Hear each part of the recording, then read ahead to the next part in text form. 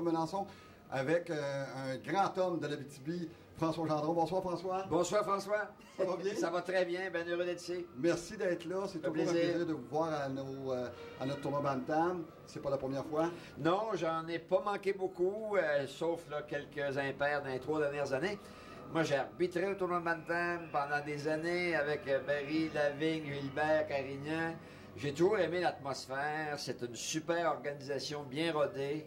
J'en entends parler à l'extérieur. C'est ça qui est intéressant. Oui, moi, j'entends parler de ça. Ben, regardez, moi, les gens savent que je rencontre un peu de monde dans ma vie publique. Et les gens disent, ça se peut pas l'accueil, la réception, l'organisation, la chaleur. Trouve-en des arénas comme ça pour une ouverture, là, où il y a 1000 personnes, là, ça ne sait plus à cette heure. Sauf la salle. Sauf la salle. Et les gens me disent toujours ça. Sauf la salle. Qu'est-ce que vous faites? Les gens de l'extérieur, ils me disent ça. On est bien reçus, c'est bien organisé. Il y a une belle compétition. Les gens aiment l'ambiance, ils aiment les bénévoles, l'atmosphère. Alors, bravo.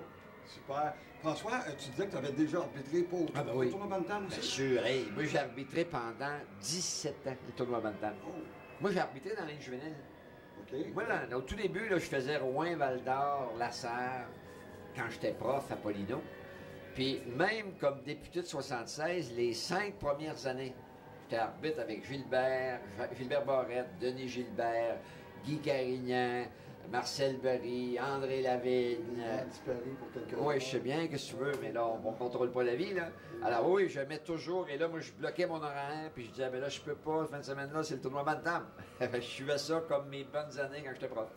Dis-moi, François, tu as déjà joué? Ah oui, j'ai joué au hockey. Même, moi, j'ai joué au hockey dans l'équipe des profs. À École normale, je jouais dans l'équipe officielle. À Berthierville, je jouais dans l'équipe officielle. Dans l'équipe des profs, je jouais ici la fin de semaine, puis je jouais à Québec. De 76 à 85, je jouais 2 games par semaine au hockey.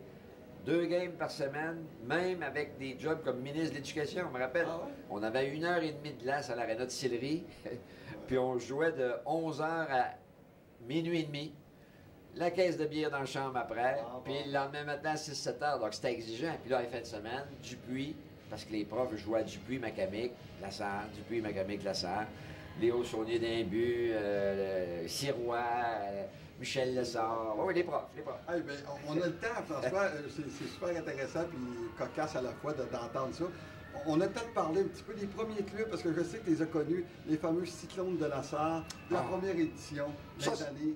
Ça, c'est extraordinaire, parce que, regarde bien, là, puis vu que vous dites qu'on a le temps. Oui. Une de mes tantes que j'adorais sortait avec Pinot Sénécal. Tu as sûrement entendu parler de Pinot Sénécal. Roger Gay, Enzo Zanata, Maurice Parisien, Léopold Gendron, Ted Moreau qui avait une bosse. Parce que moi, il m'appelle Bossu dans la famille parce que c'était mon joueur préféré. Ted Moreau qui était à Noranda, gérant de la ville. Alors moi, les gros cyclones, on partait dans une dombe de troc au rang 7, ceux que je suis né, avec les marcottes qui étaient nos voisins. Eux autres, c'était 4 gars dans la cabine, pas de place. On avait des couvertes dans la cabine, pas d'argent. On rentrait en dessous de la tôle, la vieille aréna sur la 2e rue S à la Sarre. Là, on se trouvait une place d'input. Ah oui, moi j'ai suivi ça à mort, mais parce que Pinot Sénécal, pendant 2 ans, il fréquentait ma charmante Isabelle, la sœur de ma mère. OK. Il y avait aussi des gars comme Percy Glaude. Percy Glaude, oui, je me rappelle. Roger Gay, les Pichettes, Jean-Marc, Jean-Jacques Pichette. Jean-Marc Pichette, là, il y a un dépanneur à Québec, et ça doit faire 5-6 fois que j'y compte ça. Puis il se rappelle, hein, c'est vrai, il dit, la belle fille avec qui Pinot sortait, c'était ta tante? Réponse, oui.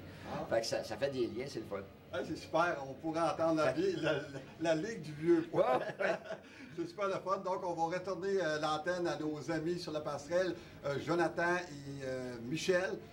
Bonne suite pour le match. C'est 1-0 pour l'équipe de Kirkland Lake. Donc, on va souhaiter que. Il doit y avoir cette période là, pour égaliser ça. C'est bon. Hey, merci beaucoup. Au plaisir. C'était super plaisant. Merci beaucoup. François Melançon, directement. Salut tout le monde, les auditeurs, l'international qui nous écoute. On vous salue. Oui, parce que ça écoute jusqu'en Floride. Il y a des amis qui sont là, de la Savoie, des Abitibiens. Fait que merci beaucoup. On retourne à l'antenne, à nos caméramans et à nos commentateurs.